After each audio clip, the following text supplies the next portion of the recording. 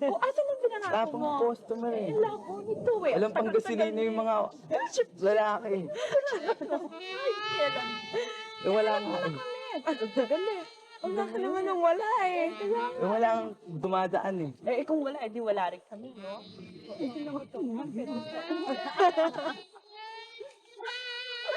Ay, nako. Ano? Antay na lang kayo, may dadating dyan.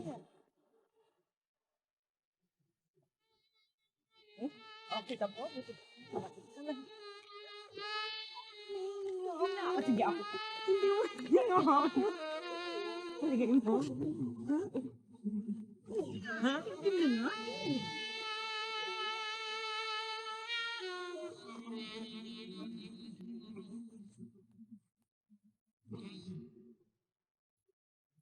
Hi. Ay, Pwede magpasindi? pwede. Ay. May sigarilyo ka? Meron. Pwede humingi? Pwede rin.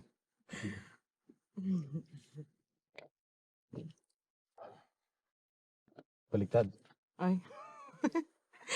Sorry ah. Ayan.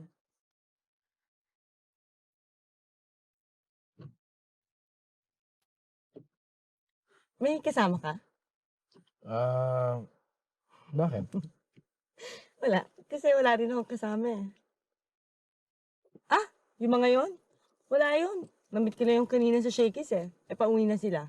Pauwi na rin ako. Ikaw, pauwi ka na? Oh, Sama ko.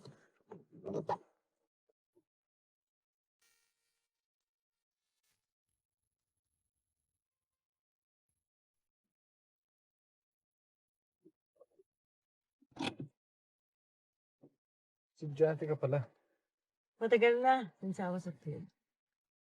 Ano pangalan mo? Maxine. Maxine Pineda. Maxine Pineda? Kaano-ano mo yung dating commissioner? Yung Commissioner Pineda? Papa ko. Papa mo? Di galing ka sa mayaman na pamilya. Hindi ako ang parents ko. Hmm, Dalian na natin. ano yun? Teka. Maxine. Ano ba? Hindi naman ikaw yung... Teka, hindi naman ikaw yung babaeng nag-pick up lamang, di ba? Eh, Baka may makita sa atin. so? Ano ngayon? So, sa kasada pa eh. Teka, sige.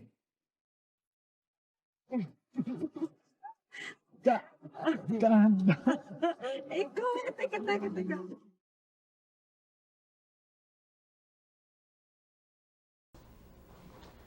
Andito na lahat-lahat. Lahat ng letters mo. Mga pictures natin. Ano gagawin ko dyan? I don't know. In the first place, ba't mo kailangan din dito yan? Wala naman. Gusto ko lang. Actually, hindi naman ako ganun ka-emotional eh. Ayoko lang nakikita yung mga yan. Aalala ko lang lahat-lahat. Just like that? Just like that. Ganun lang? Ganun lang.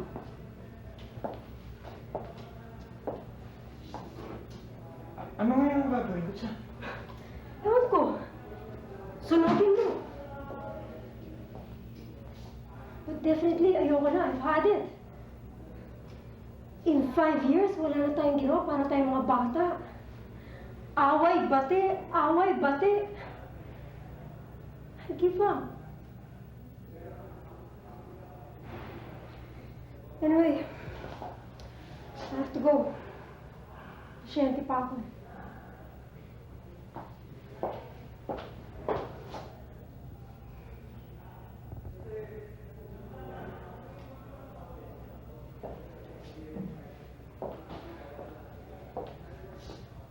Oo nga pala.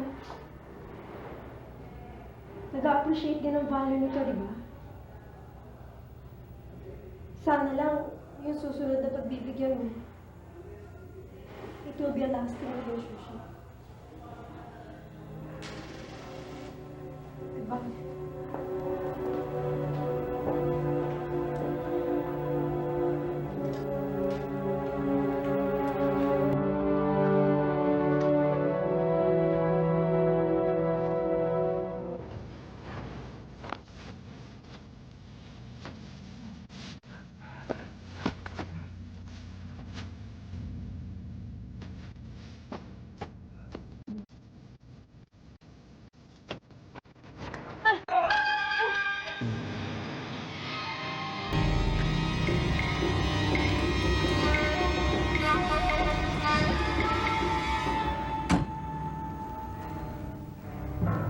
Police!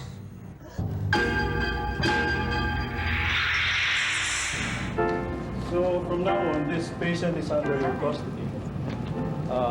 We have to follow this procedure to settle this case. Ang ibig sabihin, Tony, na ang findings ko ang magiging basihan ng korte para sa inyong plea for insanity. You're the expert. Ikaw lang makapagsasabi kung anong diferensya, kung anong klaseng tao itong babaeng to. Ultimong mother niya, sinasabi may diferensya talaga siya. Nakabaliw talaga siya. You can look at this case. Maxine Pineda. We've got to have your complete report, Dr. Madrigal. Gusto namin malaman kung tama yung sinasabi ng babaeng yan na self-defense ang dahilan ng pagkakapatay niya kay Jamie Colliantes. Parang narinig ko itong pangalan. You're the expert, you're the doctor in charge, you're the psychiatrist. Gusto namin malaman kung baliw siya talaga o hindi. Dahil kung baliw siya, tapos na ang kaso. Kung hindi, tuloy ang kaso. Okay, Doc? It's your case now.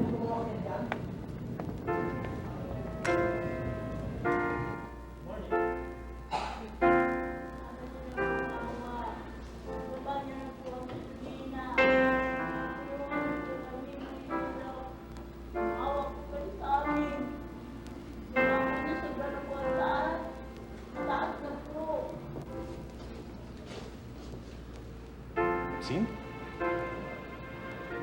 Ikaw nga.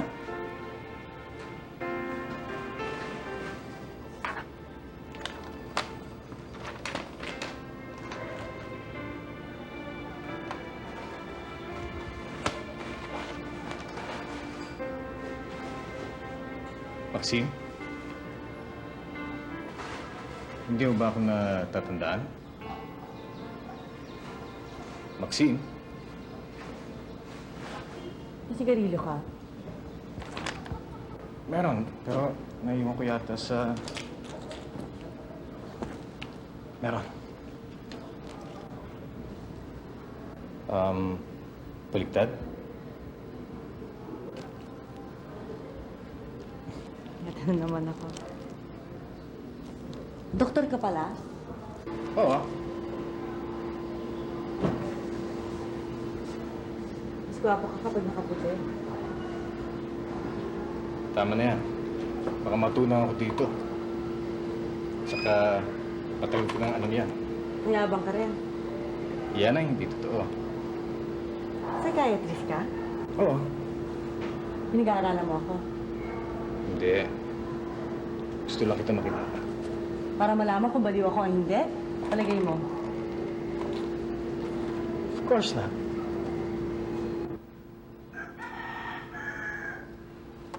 Si Mami sinabi sa korte, baliw ako. May diferensya ang utak. Basagang pula, sira ulo. Tapos siya pinatay. Sinaktan niya ako. Sadista siya at gusto niya akong patayin, kaya inunahan ko siya. Alam kong hindi ka basta-basta maniniwala sa mga sinasabi ko. Pero totoo. In fact, mas gusto ko pang panagutan ang nagawa ko eh. Mas gusto ko pang makulong sa bilibid kaysa ipasok ko dito sa mental. Pero self-defense yun. Hindi ka dapat makulong sa bilibid. Pinatay ko pa rin siya, di ba? Alam mo, sana nakita mo ang itsura niya. Nakakaawa siya. Puro dugo ang katawan niya. At dahan-dahan siyang nalugutan ng hininga. At saka mas gusto ko na rin sa koreksyonal. Kesa naman dito puro siraulo ang kasama ko. Kung sabagay. Buti naaalala mo pa ako. Pwede ba kita makalimutan? Alam mo, panay din ang isip ko sa'yo pagkatapos ng gabing yun. Iba ka sa mga lalaking nakasama ko. Mabait ka. Walang kibot.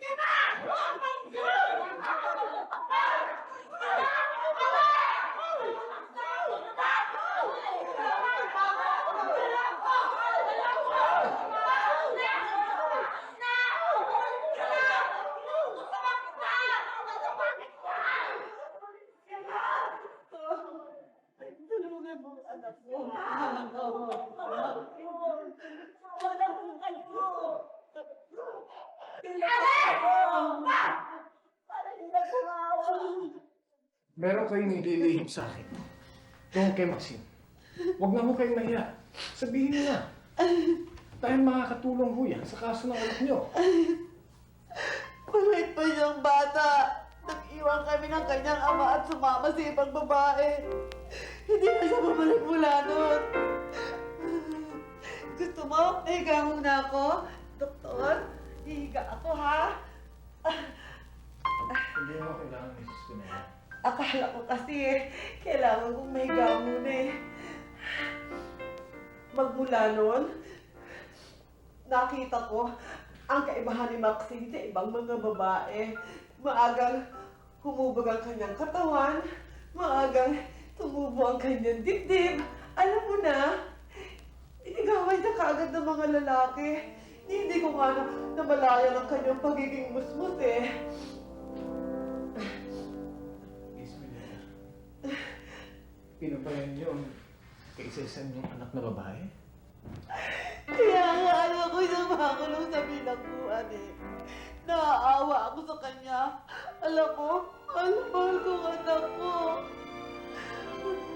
Yung ba ang uso kung ba't sinabi niyo sa korte na baliw ang anak niyo? Kung may iba pang dahilan.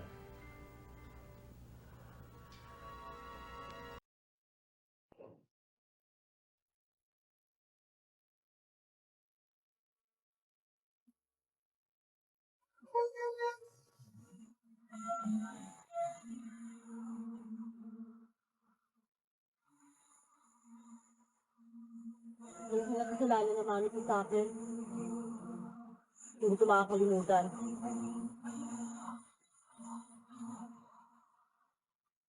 Tuwing nakikita ko siya sa mga lalaki niya,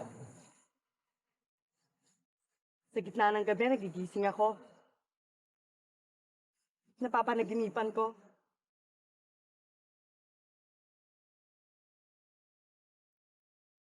Bata pa ako. Tamad na siya sagutin ng mga tanong ko. Tungkol sa mga bagay-bagay sa mundo. Hindi niya ako pinapansin. Feeling ko tuloy wala siyang panahon sa akin. Hindi niya ako sinasaktan. Hindi niya ako kinukurot. Hindi niya ako pinapalo noon. Hanggang sa isang gabi, nakita ko siyang may kasamang lalaki sa kwarto niya. Nagalit siya. Tinulak niya ako. Hanggang pinalo niya ako ng pinalo. Pinalo niya ako ng pinalo.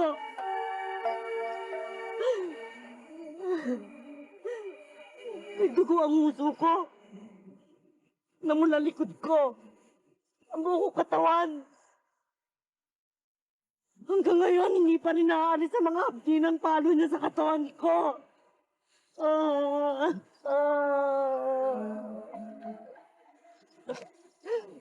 Mula noon, hindi ko na siya maintindihan. Ting nakikita ko siyang kasama niya iba't iba ng lalaki. Lagi niya na akong pinapalo. Lagi niya ako pinagsasabihin, wala raw akong silbi. Wala raw akong silbi.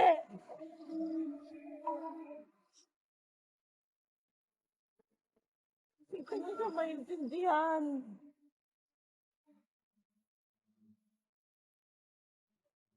Maxine is basically nice as a person.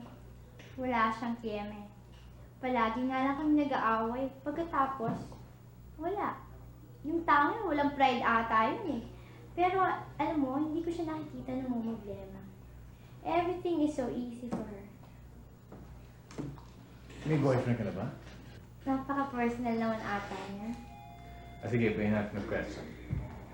May boyfriend na ba si Maxine? Si Maxine, nakikipag-date siya, pero I think she's not serious. Maxine has never been serious. Kahit nga sa studies namin eh. Kaya nga lagi kaming pinagagalitan. Kasi most of the time, she's kalog. Kaya nga na may misunderstand siya ng ibang people. So, ang ibig mong sabihin, nagkakasundo kayong dalawa? Oo, lalo na pagdating sa voice. Kasi alam mo, binibigyan niya rin ako ng mga make-up, mga lipstick, mga watch. Bakit bagay sa akin?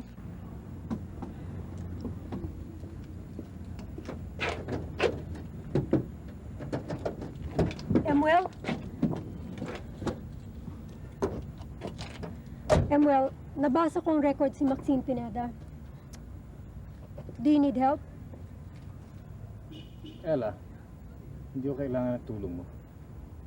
Doktor tayo, hindi ba? May code of ethics tayo. You know very well you're not supposed to open confidential files, hindi ba? I believe she has mental disorder. At alam mo, palagay ko, nag-umpisa yun mula nung pinagpapalo siya ng kanyang ina. Nagkaroon siya ng negative reaction tuwing sasaktan siya.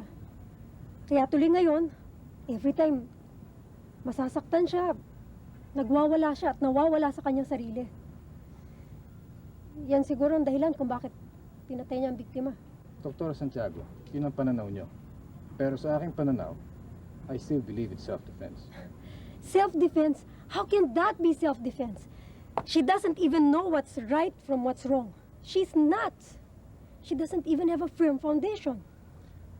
Ang hirap sa inyo, Dr. Santiago, pinapalabas nyo na animal ang ating pasyente.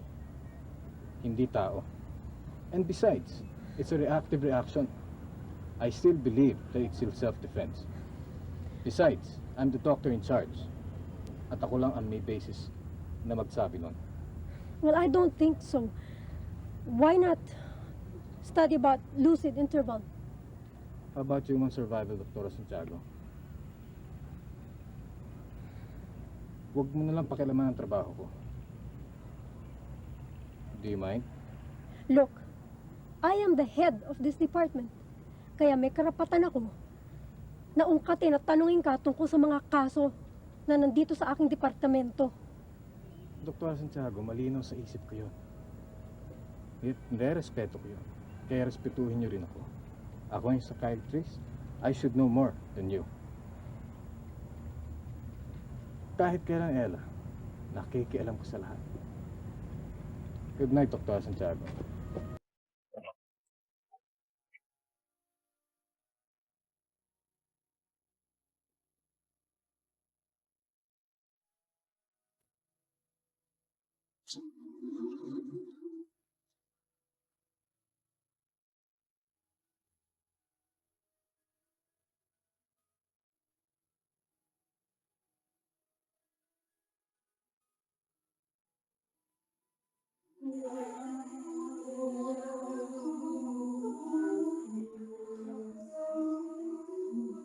Hi. Hi. Kamusta ka na? Mabuti. Ikaw? Okay lang. Tulungan mo na lang sila doon.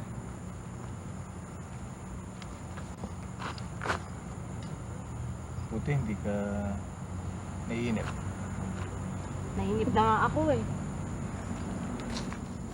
Namimiss ko na yung paglabas-labas ko nung araw.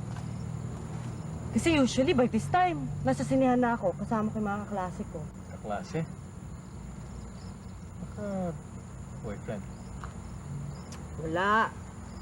Wala akong boyfriend. Ang ibig mong sabihin sa akin, sa ganda mo niyan, wala? Wala! Bakit? Wala kasing kamukha mo eh. Wala mabait. Ikaw?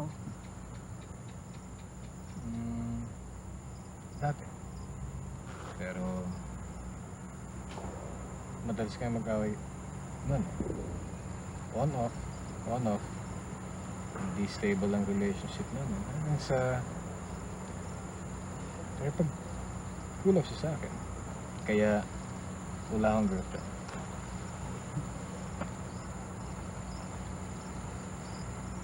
Patingin? Ito? Masira ah. Ganun pala, no? Diyan. Bibig mo? Dito. Sige. Ako naman. Hindi ako naman. Ako Sige naman. na, sige na, gusto ko pakinggan ang heartbeat mo eh. Pakinggan ko din ang heartbeat mo. Sige. Alam mo, konti lang ang kaibigan ko. Walang gustong sumama sa akin eh. Bakit? Ewan ko. Nagagalitan daw sila ng mama nila. BI daw ako. PI? Oh, bad influence. Yung pakawala, kalat, So, how do you feel about it? wala. As long as I don't harm anybody, as long as I'm happy. Tsaka, yun din palagi sinasabi ng mami ko eh. Kung saan ka masaya, kung anong gusto mong gawin, gawin mo. I have something for you. So, Ano yan? basta! Nadengkod ko lang yan sa shoe mart eh, habang natutulog yung security guard. Kung gusto mo yan, favorite color ko yan eh. Ang galing ako rito. Yayaman na tayo. Kasama kayo sa akin, makain natin yung langit. Maraming langit. Ano kain natin yun? Tulungan niyo ako. Mga kabubayan, para matapos na sa hirap ng Pilipinas. Magkaka-feelings ako sa'yo. Para imaman na tayo. Namiss din kita pagkatapos ng gawin yun. Marami na akong puli, Hindi man lang kita nahalikan ng matagal. Marami na. Tulungan niyo ako para tayo kasama. Para huwag mong hirap ng Pilipinas. Gusto mo manigarilyo? May sigarilyo ka ba dyan? You're welcome. Ano to? Dapat ang babae to ikulong sa mental hospital. Not based on my findings, Ella. Look, pananakit ang motivation niya. Kapag nasasaktan siya, saka siya pumapatay. She's out of touch with reality. Wala siya sa katotohanan. Huwag mo kalimutan, Ella. Minsan lang siya pumatay. Wala tayong basihan. As far as I'm concerned, matino siyang tao at mabait siyang kaibigan. Okay? Kaibigan? Kaibigan? Have you forgotten about lucid interval? Matinuman sila ngayon. Bukas o makalawa. Hindi na. Emuel, she's insane. She's not insane, okay? Hindi siya baliw. Alam mo, Ella, yan ang hirap sa'yo eh. Palagi mo pinagpipilitan yung gusto mo. Masyado kang dominante. Alam mo ba, na yan ang isang bagay na ayaw ko sa'yo. For the past 5 years, yan ang palagi kong nilulunong. If I know, masyado ko na lang napamahal sa babaeng yan. Kaya lahat ng na napag-aralan mo, Inakalimutan mo na. You're so weak, you can't even tell that she's insane. She's not insane! Then you are insane. Ikaw ang nahihibang. I'm sorry. Look, Ella. May pinagsamahan tayo. We're both doctors, okay? You have your own opinion. I have my own opinion. Nagkataon na itong kasong to, ibinigay sa akin. Now please, respetuhin mo yun.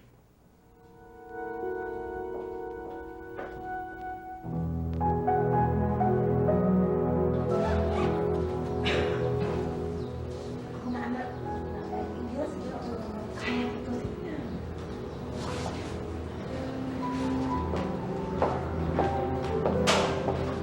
Doktor, maraming salamat sa mga naitulong mo sa akin, anak. Ako na bahala sa kanya.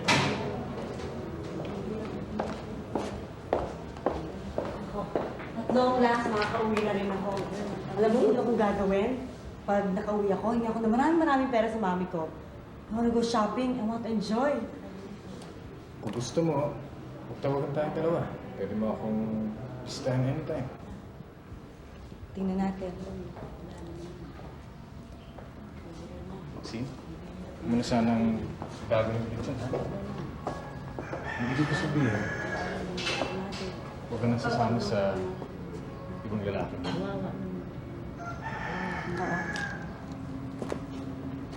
Maxine?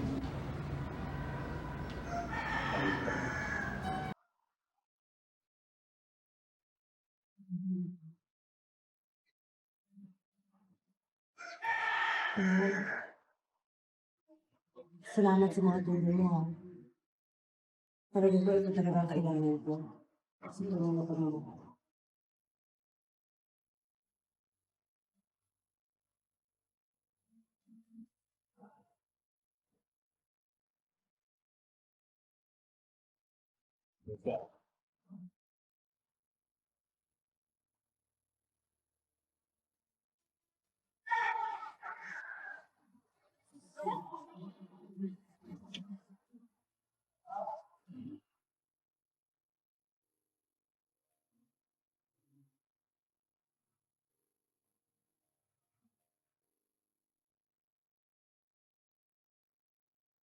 Surprise! I just want to celebrate. Thank you. Paano ka makapasok? Paano ako nakapasok? Kinalipat ko. Wow. Gusto ka na. Ayun. Ang lakas. Sisirahin mo pa ba?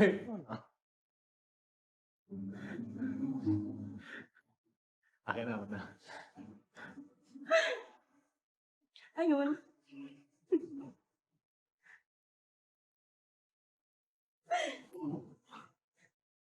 I'm gonna try out. Pero,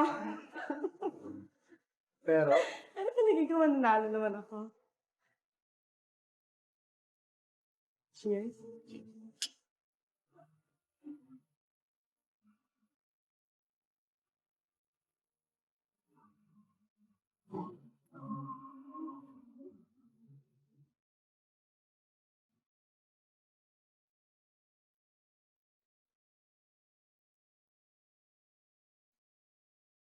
I'm free.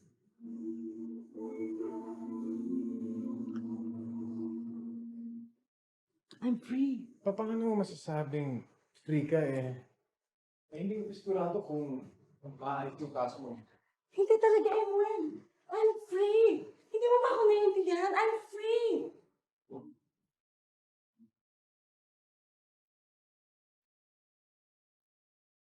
I'm free.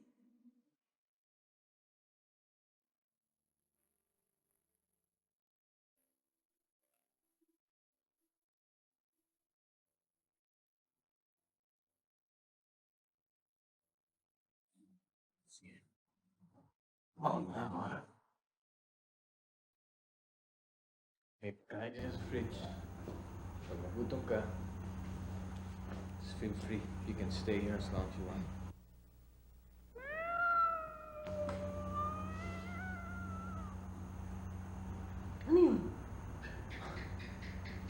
Wala yun. Pusa sa kabila yun. Paminsan pumapasok dito. Kumatakot. Okay? I'll be back siguro mga 5 o'clock na. Kumain ka lang. Okay? I'll be back mga 5 o'clock. Alright.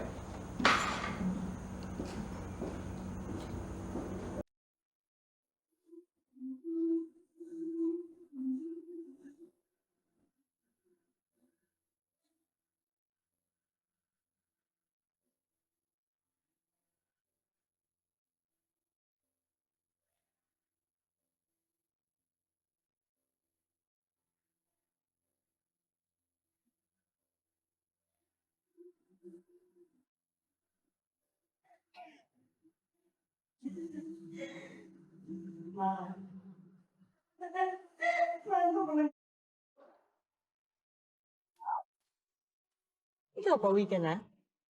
Oo. Sama ko.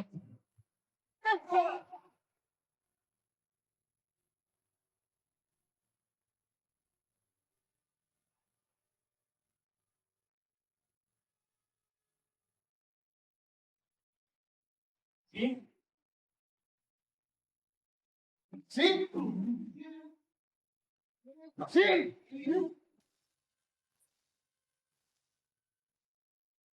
Maxine?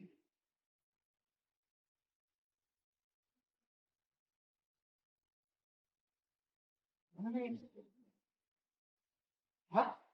Sinaktan niya ako. Sino? Sinaktan niya ako! Maxine? Sino?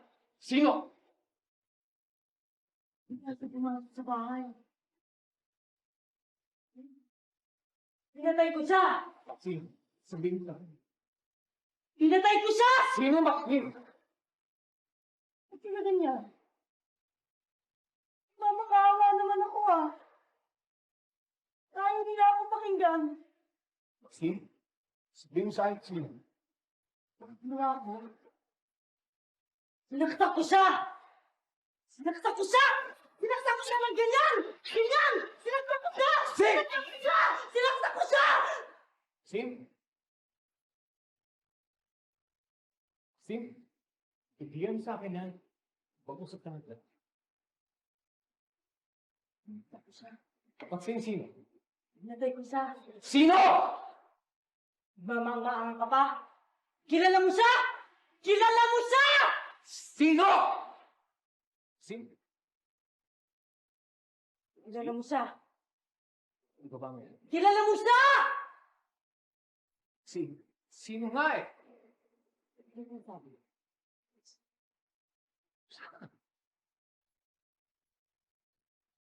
Mamang-maang ka pa? Magkakontsaba kayo, no? Ah! Ano ba? Pare-pare lang! Pare-pare lang! Ano ba? Ano ba? Ha? Ano kita?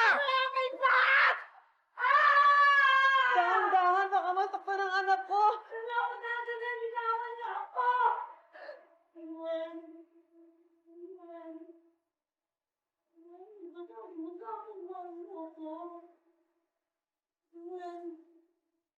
Mommy!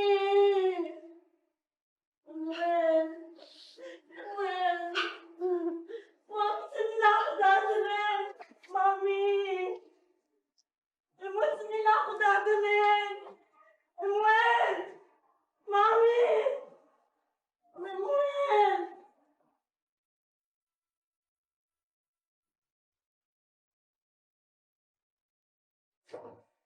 Sinabi ko na nga sa korteng baliw siya. Nagsinungaling ako sa inyo. Nasinikap kong maging isang mabuting bata si Maxine na pinalaki ko siya para maging mabait na ako isang mabuting ina. Alam ko naman. Basta ang alam ko, ayoko kasi mawala sa akin ang anak ko eh. Kasi kamukhang kamukha siya ng namatay niyang ama. Dok? Doktor?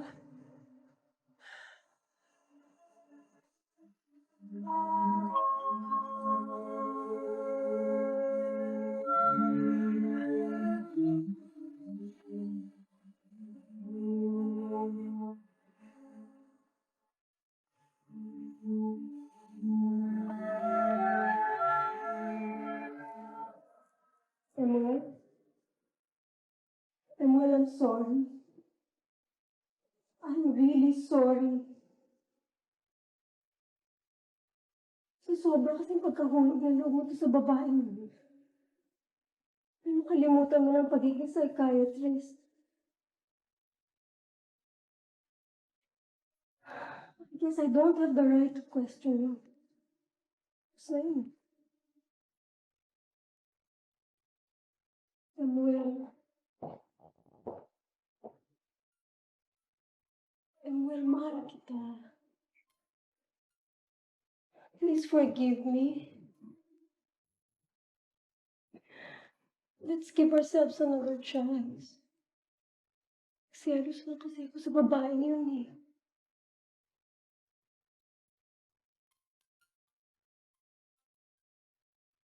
Alam mo, Ella, buhat nung nakilala kita, walang babaeng masaya ako pag nagkakasundo tayong buti.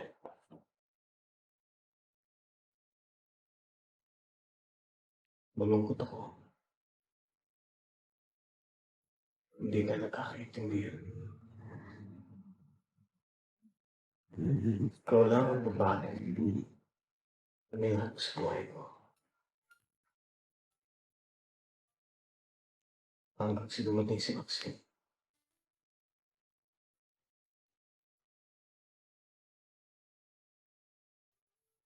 Ella.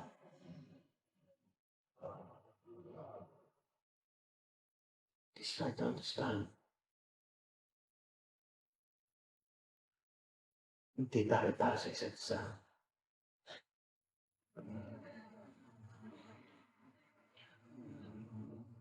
Hindi tayo bagay.